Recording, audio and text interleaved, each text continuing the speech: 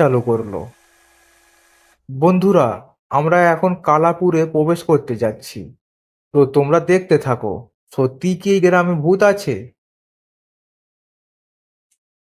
তারা গ্রামের ভিতরে ঢুকলো।